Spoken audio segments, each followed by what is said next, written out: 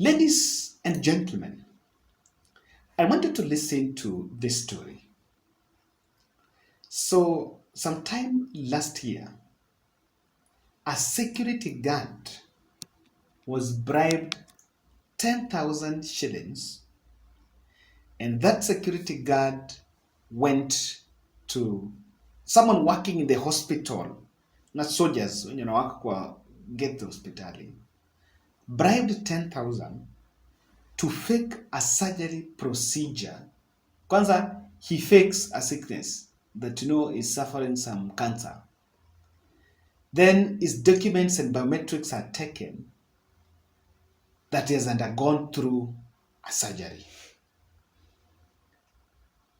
That is one angle, that he has undergone through a surgery and a medical compensation is needed.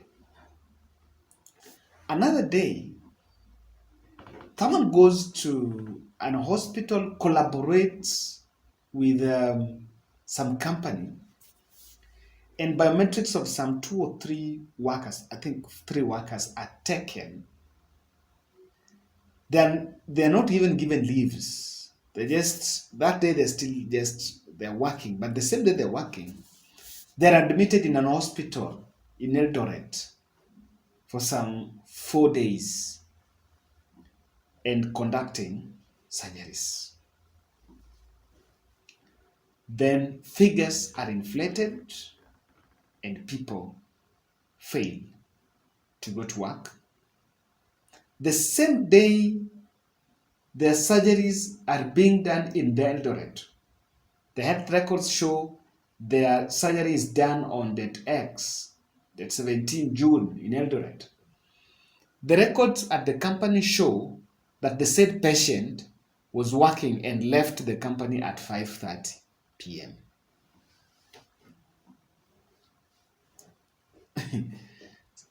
Look at that. And those were some very murky. And if you read that report, that is just first a snippet of the report from the NHIF haste. And it goes on. Very funny stories. Funny.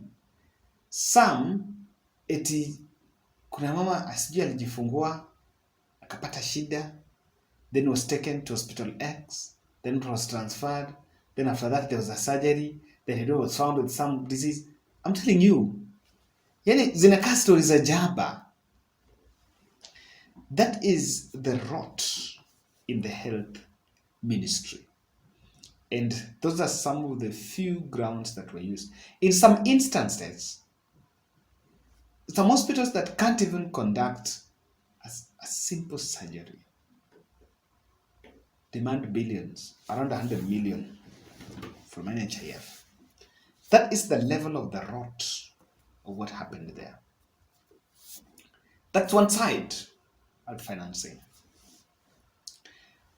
Susan Nakhumicha, in a newspaper review, is saying that the Ministry of Health has suffered most under this regime because of donor funding that has shrinked. The donor funding has reduced because of the trust deficit between donors and the government. I've worked in some 2 organizations. It doesn't change anything. Yeah, I've worked in PS Kenya as a communication consultant and UN Habitat as communication consultant. Someone in the communication space, you communicate projects. So take photos, write-ups, post there, post here, brochures, all that. You communicate projects. So we used to work with, especially most of those projects, we used to work with, I remember like in PS Kenya, I used to work on a project known as Maverick. So Maverick is a project that is actually doing demand creation for family planning as services to the elderly woman, not to the mature woman, not elderly, to the mature woman. I think that was in Kilifi. I can tell you, the issue of the donor akitaka report It's not a joke.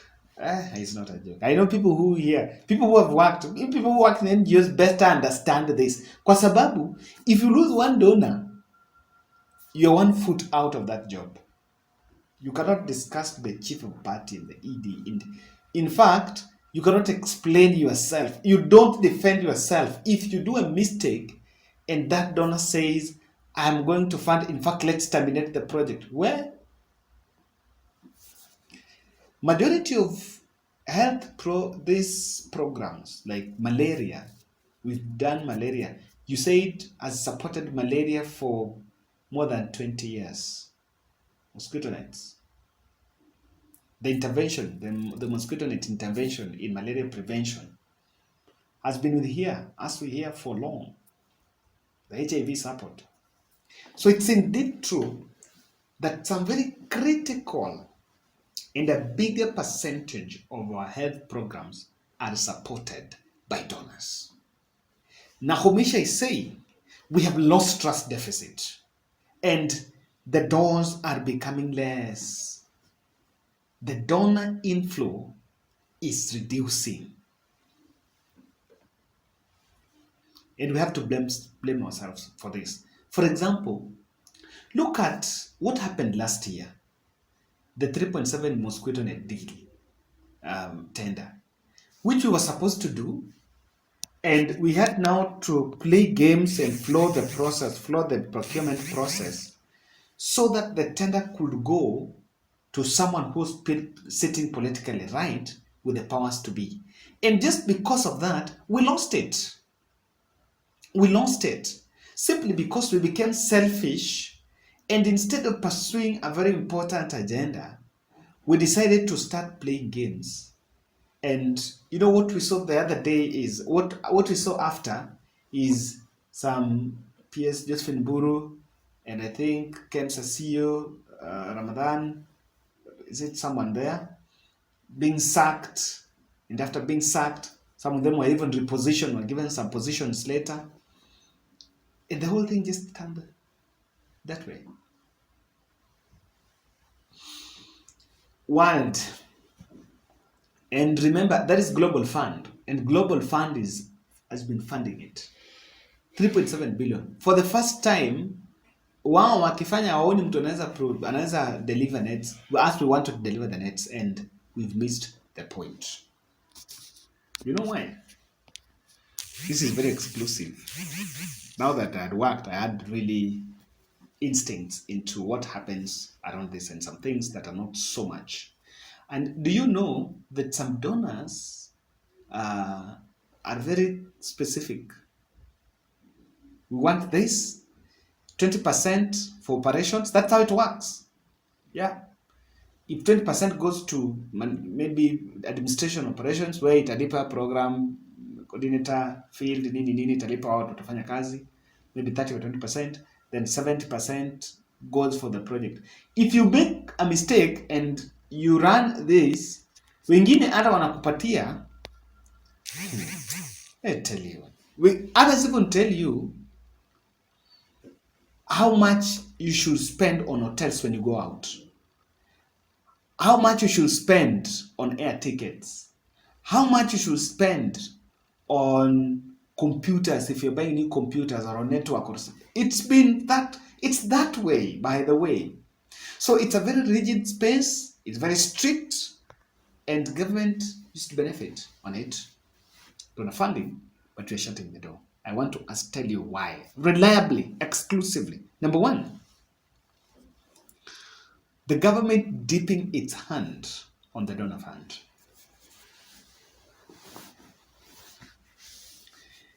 There is a circular that came last year, and this by the time it came up, we had some guys in the NGO space Stockington was telling me, was actually highlighting this to me, that there are foreigners, there are philanthropists, and there are some donors that would want to support some projects in ministry, want to support a project probably in department, ministry, or agency.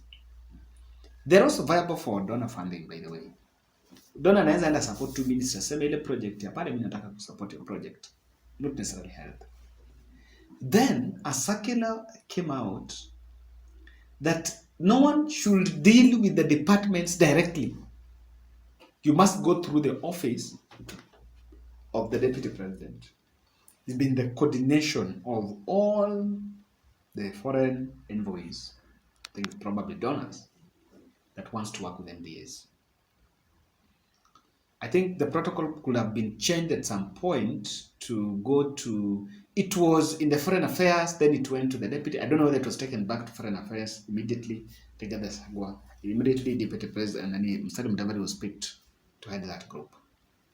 So we have been dipping our hands on it. And that really showed, it was, corruption should rather be upper inje.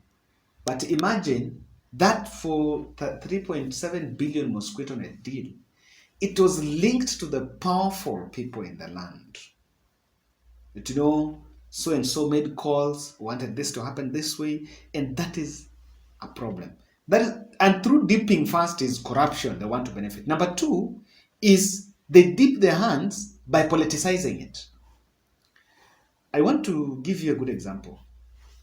Ukiwa hapa Kenya, if you're around, just get one community CHV. Now they're called CHPs, community health promoters. They're not volunteers. I think promoters because they're paid. They are supposed to be, it's a very good intervention at the community level to help manage the other diseases, pressure, malaria, nini, hizo.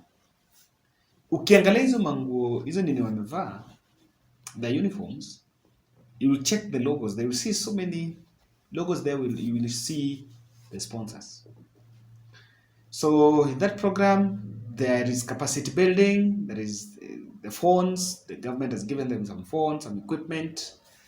Yeah, and there is a stipend where the national government pays half, the county government pays half. That's what I understand about that program.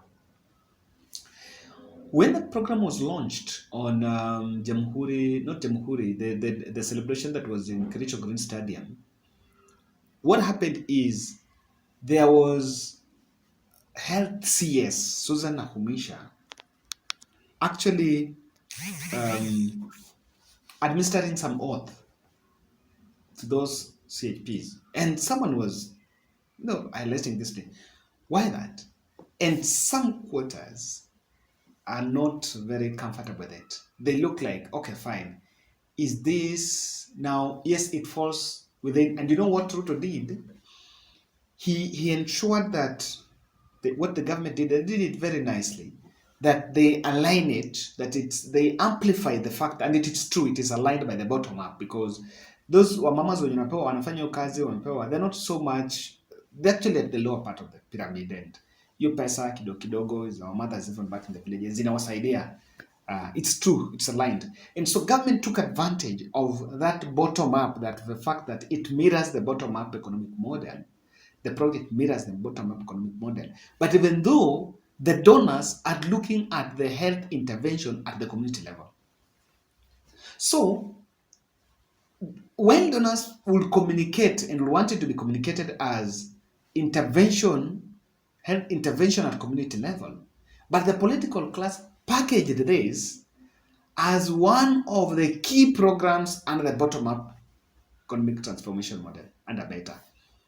Ask someone if you are informed. If you get some people, you ask someone, you will get this.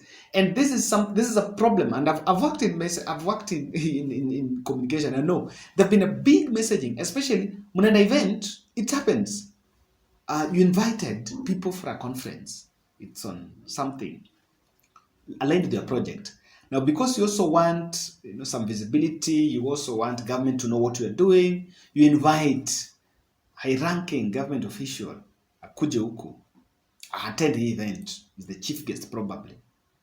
Then, because Mimi, I will mirror the event and the conference, I will just mirror so-and-so was the deputy president was the chief guest on so-and-so. But my footer of my write-up will explain what the project is all about. Now, I can tell you, you will get surprised When yule mtu anafanyia government, their social media handles, they're talking about it as a bottom up, for them the whole thing is politicized. And the issue of politicizing a donor funded project is a big mess that I wish they know. Some politicians don't want. And some donors are not companies. But then wanakwanga, hey, I know one who used to come from Sweden. Ni mama tu moja. Ye pesa yake nataka tuifanye hii. Na ni hiyo tu, utaki siasa. Na ukimake mistake hii anaacha. So those are some very small mistakes you're making. Number two, I think the executive underscoring the legal accountability on programs. We don't want to be asked. We don't want to be questioned. We don't want to be challenged because it is the public good. But that seems to be accountability. That's to mirror low demand for accountability. And if I'm giving you shilling and don't want me to ask questions, then why should I continue giving you my money? That's also one question that's also one factor that has to be put into consideration. I think the cover-up schemes on corruption is also not working in favor of us, and we make too many mistakes. So, ladies and gentlemen, that is my take. I think we need to roll up our sleeves and ensure we get rebooked the country to ensure we can attract this, because they're a very good intervention in helping us. Thank you. Let's meet tomorrow.